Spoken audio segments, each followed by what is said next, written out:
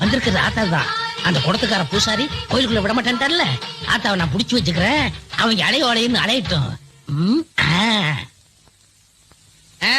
கூழ குடிச்சு முடிச்சுட்டா இருக்கு. ஆமாப்பா, வயிறார சாப்பிட்டேன். வரட்டுமா? இருமா, என்னமோ நீ பாட்டுல வந்த, செருப்படுத்து மாட்டின, கூழ குடிச்ச, போறவன்னு போற, காசை கொடு. காசா? எதுக்கு? எதுக்கா? வந்தவங்க போறவங்க சும்மா கூழ குடிச்சு போறதுக்கு. இது பாளையத்தி அம்மன் கோயில் கிடையாது. காசு எடு. காசு இது வேணா வச்சு. எனக்கு அதெல்லாம் வேண்டாம். ஒண்ணு காசை கொடு, இல்லட்டா நீ குடிச்ச கூழ கொடு.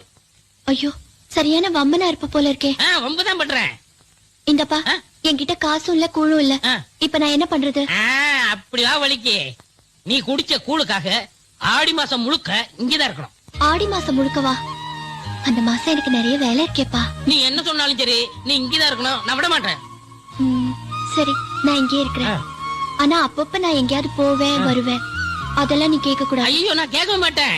நீங்க இருந்தா போந்தாயி.